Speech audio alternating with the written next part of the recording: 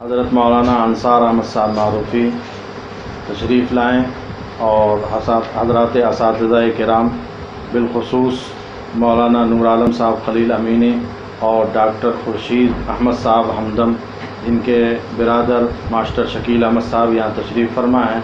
इनके बारे में ख़ुसूसी तौर से अपने ख़यालात का इज़हार फरमाएँ।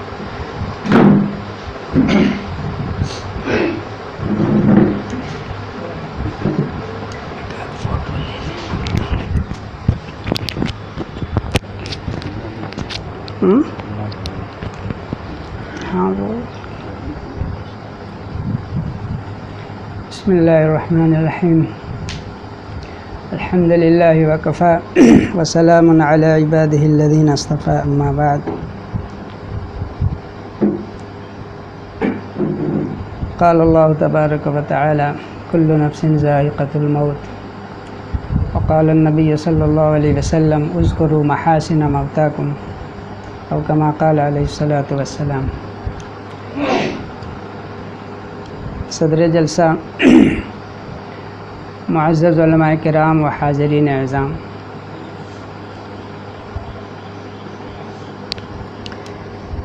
पै दर पै अकाबिर उलमा का सानह इर्तिहाल पूरी उम्मत के लिए बिलख़ुसूस उनके तलामिज़ा के लिए बाइस रंजो अलम है। लेकिन ज़िंदगी और मौत का ऐसा मसला है कि बस वो सिर्फ़ अल्लाह ताला के हाथ में है। हम लाख कोशिश करें लेकिन कोई भी मेहनत इस सिलसिले में कारगर नहीं होती और हम किसी को मौत से नहीं बचा सकते। हमारे अकाबिर में जो इधर बहुत सारे उलमा वफ़ात पा चुके, जिनसे हम लोगों ने बराह रास्त पढ़ा है, उसमें शेख़ सानी हज़रत मौलाना अब्दुल हक़ साहब रहमतुल्लाह अलैह, जो बुखारी शरीफ पढ़ाते थे जिल्द सानी, हमारे आज़मगढ़ ज़िले के जगदीशपुर के थे। और उसी गांव और ज़िले से ताल्लुक़ रखने वाले हमारे एक दूसरे उस्ताद हज़रत मौलाना हबीबुर रहमान साहब आज़मी, जिनका 30 रमज़ान को इंतकाल हुआ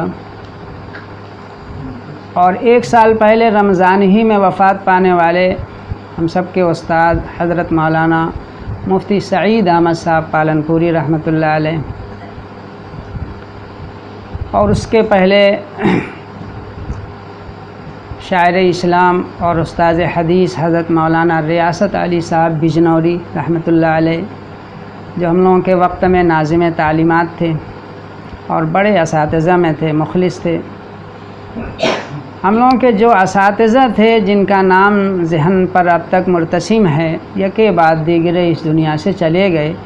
अब एक हाथ की चंद उंगलियों पर उन लोगों का नाम लिया जा सकता है जो हमारे असातिज़ा में बाक़ी हैं, जिनमें हज़रत मौलाना क़मरुद्दीन साहब मद्दज़िल्लहुल आली, हज़रत मौलाना निअमतुल्लाह साहब अल-आज़मी, हज़रत मौलाना मुजीबुल्लाह साहब गोंडवी, ये लोग बाहयात हैं। अल्लाह ताला इनकी उम्रों में बरकत अता फ़रमाए, इनका साया हम पर तादेर बाक़ी रखे। और फिर इधर हज़रत मौलाना सैयद क़ारी मोहम्मद उस्मान साहब रहमतुल्लाह अलैह, जो हज़रत मौलाना शेख़ुल इस्लाम रहमतुल्लाह अलैह के दामाद थे और बड़े ही मुशफ़िक़ और नर्म दिल उस्ताद थे। बहुत ही उनके बारे में रोशनी डालेंगे उनके हम नाम हज़रत मौलाना मोहम्मद उस्मान साहब। मैंने उनके बारे में मज़मून भी लिखा, अल्हम्दुलिल्लाह वो इशाअत के लिए गया हुआ है। लेकिन हज़रत मौलाना हबीबुर रहमान साहब रहमतुल्लाह अलैह के बारे में मेरा मज़मून अल-हयात में अभी 3 किस्त में आया, शाये हुआ है। छोटी छोटी किस्त थी, बाकी मज़मून तो एक ही सफ़े का था।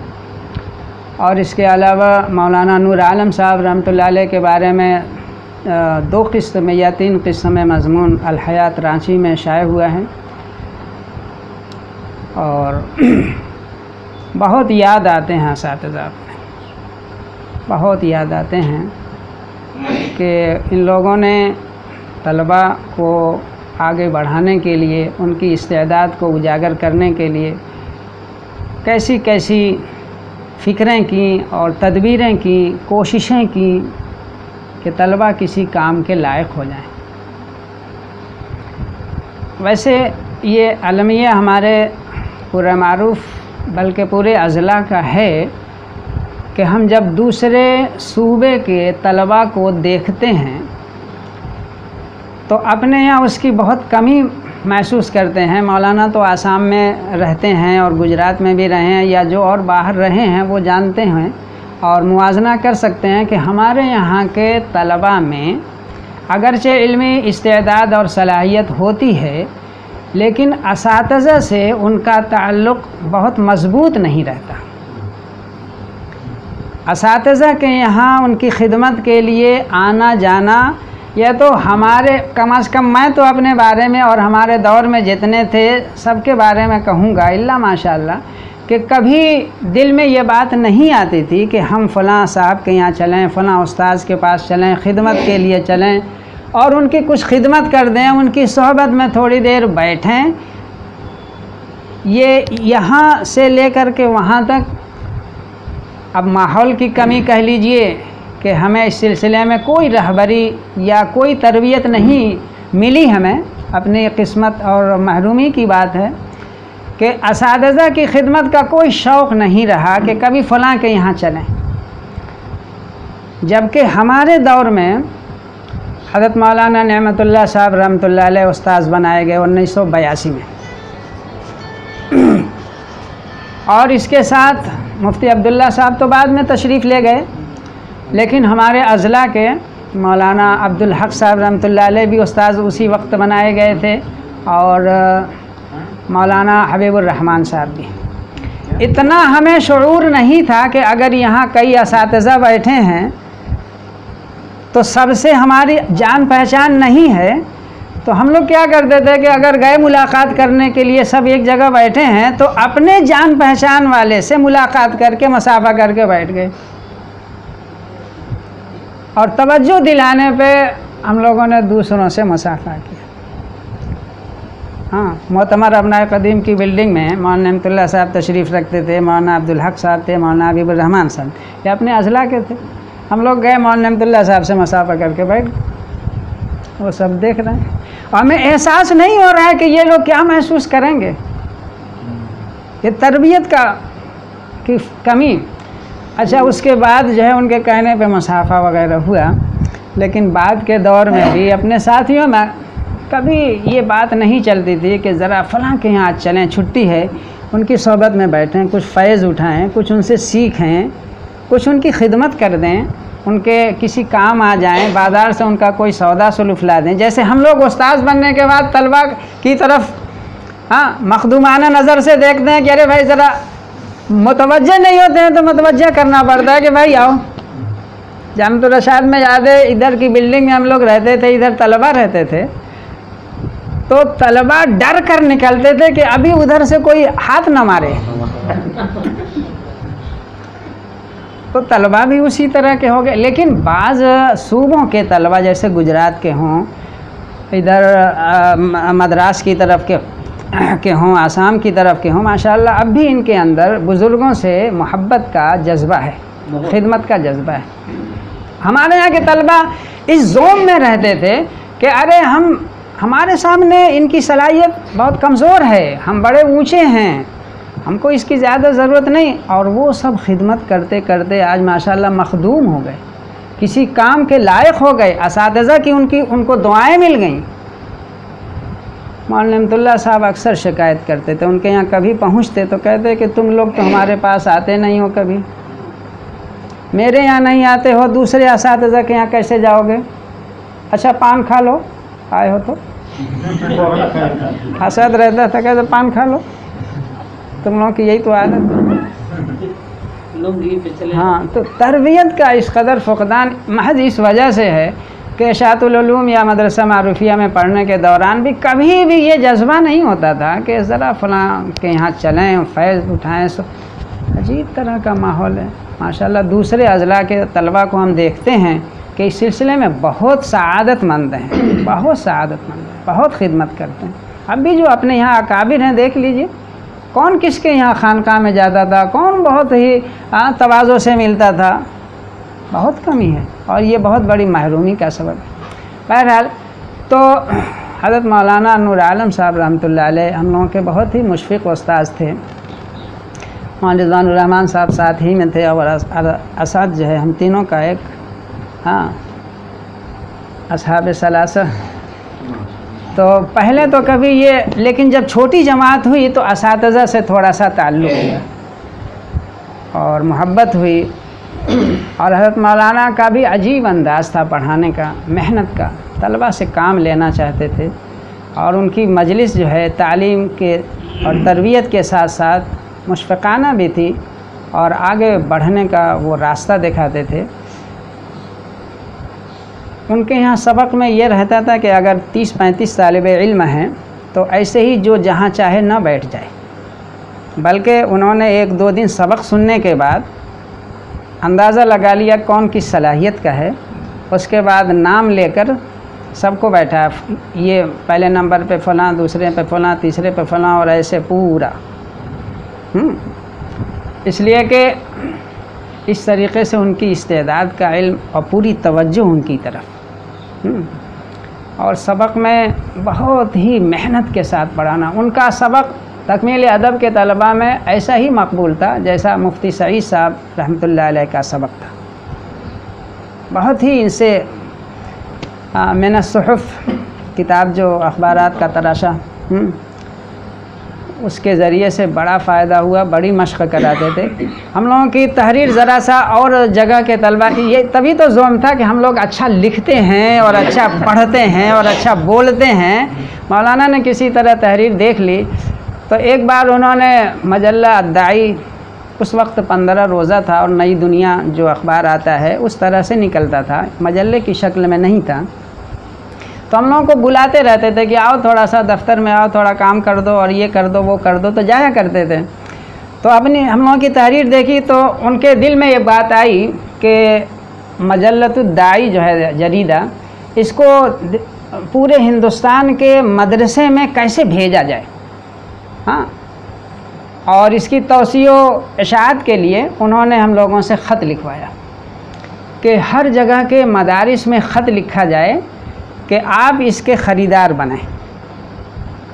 वो चाहते तो एक ख़त लिखकर फ़ोटोकॉपी करा सकते थे, फ़ोटोकॉपी उस वक्त होती थी, लेकिन उन्होंने कहा कि हाथ से लिखा हुआ ख़त जब मदारिस में जाएगा और असातिज़ा या नाज़िम उसको पढ़ेंगे तो उसकी अहमियत महसूस करते हुए हमारे ख़त का जवाब देंगे और हमारे रिसाले के ख़रीदार बनेंगे। इस तरह हम तीनों ने मिलकर बहुत सारे ख़ुतूत लिखे, फिर उन्होंने उसको भेजा। बल्कि हम लोगों का काम देखकर उन्होंने दफ्तर दारुल उलूम से हम लोगों की उजरत तय करा दी माहाना। 20 रुपये मिलते थे, उजरत तय करा दी। इतनी शफ़क़त मोहब्बत करते थे। और एक मरतबा उनके दिल में बात आई कि दीवान हमासा में से जो सिद्क़ के मादे से जो शेर आए कहीं भी, उसको जमा करना पूरी किताब में से। हम तीनों को बांट दिया कि यहाँ से तुम, यहाँ से तुम। तो हम लोगों ने उनको लिख करके जो अशार सिद्क़ के मादे से थे उनको दिया और उन्होंने उसको जहाँ ज़रूरत होगी इस्तेमाल किया। जब वापस आना था हम लोगों को घर, तो चूँकि हम लोग कम आया जाया करते थे, इनके यहाँ घर भी नहीं जाते थे, बहुत कम जाते थे। बुलाए रुखसती के वक्त और कहा, हलवा वगैरह खिलाया, मंगाया और फिर रास्ते का ख़र्च भी दिया और कहा इसको रख लो, काम आएगा। हालांकि हम लोग उस लायक नहीं थे, न उतनी सलाहियत थी, मगर बड़ी मोहब्बत से पेश आते थे कि असातिज़ा तो तलबा के साथ इतनी मोहब्बत और शफ़क़त से पेश आएँ। अब एहसास होता है कि हम लोगों ने उसका जवाब नहीं दिया, हम लोगों ने उसका जवाब मोहब्बत से नहीं दिया। हम लोग उनके कमरे में नहीं जाते थे, कभी नहीं जाते थे, क्योंकि वैसी तरबियत ही नहीं हुई। तो इस कमी का एहसास और ख़सारा इस वक्त महसूस होता है कि बुज़ुर्गों से कोई ज़ाती ताल्लुक़ जो है, असातिज़ा से ज़ाती ताल्लुक़ नहीं पैदा हो सका। बहरहाल मौलाना ने अद्दाई के ज़रिए से जो एक काम किया अरबी के मैदान में, वो तो किया ही। इस अखबार के ताल्लुक़ से उनका एक काम इसके पसे पुश्त ये भी था कि उलमाए अहनाफ या उलमाए देवबंद के ख़िलाफ़ अहले हदीस तबका खलीजी ममालिक में हमारे उलमा की जो शबीह पेश करता है बिगाड़ कर, और हमको उनके सामने इस तरह पेश करता है गोया ये कब्र परस्तों में से हैं और ये मुब्तदईन में से हैं, बिदअतियों में से हैं, इनका अकीदा गलत है और ये है वो है, तरह तरह से, या वहाँ के लोगों को हम लोगों से बदज़न करते हैं ताकि इनको माली मनफ़ात न हो सके और सऊदी अरब के उलमा से उलमा हिंद की दूरी बनी रहे। आप जानते हैं कि सऊदी अरब में अहले हदीस जो उलमा हैं ये बड़ी ऊंची ऊंची जगहों पे हैं, इसीलिए हमारे मदारिस और जामियात के तलबा का ये दाखिला तक वहाँ नहीं होने देते और पूरी कोशिश करते हैं कि इनका यहाँ हाथ पांव जमने ना पाए। मगर मौलाना ने इस सिलसिले में हमारे अकाबिर उलमा दारुल उलूम देवबंद की सवानेह अखबारात में अपने अखबार में शाये करना शुरू किया ताकि उलमाए देवबंद हमारे अक़ीदों को, हमारे आमाल को, हमारे अक़ायद को ये महसूस करें और पढ़ें और अपने जहन को साफ़ करें। इस सिलसिले में मौलाना अली मियाँ साहब रहमतुल्लाह अलैह ने ख़ुद ही 1992 के बाद बल्कि 95 के बाद अपनी एक किताब लिखी बसायर के नाम से और उलमाए अरब के सामने उसको पेश किया। उसका उर्दू में भी तर्जुमा हुआ और अभी हज़रत मौलाना सज्जाद साहब नोमानी उनका एक वीडियो भी आया कि अब तो अहले हदीस उलमा हमको तो पहले बिदअतियों में शुमार करते थे, अब तो उन्होंने ऐसी किताबें और ऐसी कैसेटें जारी की हैं जिसमें ये बताया गया है कि उलमाए देवबंद जो हैं ये मुशरिकाना अमल में मुब्तला हैं और गोया मुशरिक हैं दूसरे लफ्ज़ों में, और बाकायदा इनका वीडियो आया हुआ है। तो मौलाना नूर आलम साहब ने अद्दाई के ज़रिए से बहुत सारे लोगों के जहनों को साफ़ किया कि उन्होंने जो कदूरतें फैलाई हैं वो सब गलत हैं और बदगुमानी पर मबनी हैं या जानबूझकर उन्होंने ऐसा किया है। तो हज़रत मौलाना की और भी जो खिदमात हैं तसनीफ़ात की लाइन से, इसीलिए अपने औकात की हिफाजत की वजह से वो सफ़र नहीं करते थे। उन्होंने लिखा है कि मैं तकरीर का आदमी नहीं, मैं जलसे का आदमी नहीं, मैं सफ़र इसीलिए नहीं करता कि मेरा वक्त ज़ाय होगा और अगर मैं कहीं चला जाऊंगा तो मुझसे ज़्यादा काम करने वाले तो दूसरे हैं, मुझसे ज़्यादा फ़ायदा दूसरों को नहीं होगा, इसलिए मैं अपने वक्त की हिफाजत करके हमारे अकाबिर की बहुत सी उर्दू किताबों का तर्जुमा उन्होंने अरबी में किया जिसकी तादाद 25 तक पहुँचती है। ख़ास तौर से मौलाना मंजूर आलम साहब नोमानी रहमतुल्लाह अलैह की उर्दू किताबों का अरबी में तर्जुमा किया, मौलाना अली मियाँ साहब की उर्दू किताबों का अरबी में तर्जुमा किया, हज़रत शेखुल इस्लाम रहमतुल्लाह अलैह की किताब का अरबी में तर्जुमा किया, कारी तैयब साहब रहमतुल्लाह अलैह की किताबों का अरबी में, यानी 25 उलमाए देवबंद की मुहतरम शख्सियात की उर्दू किताबों को अरबी में बदला। हम लोगों से कहते थे कि इन जो हमारे उर्दू लिखने वाले हैं उसमें सबसे बड़े बड़े जुमले मौलाना अली मियाँ लिखते हैं, लेकिन मुझे तर्जुमा करने में सबसे आसानी जिस किताब से होती है मौलाना मंजूर साहब नोमानी रहमतुल्लाह अलैह की किताब से। बहुत छोटे छोटे जुमले, आसान जुमले।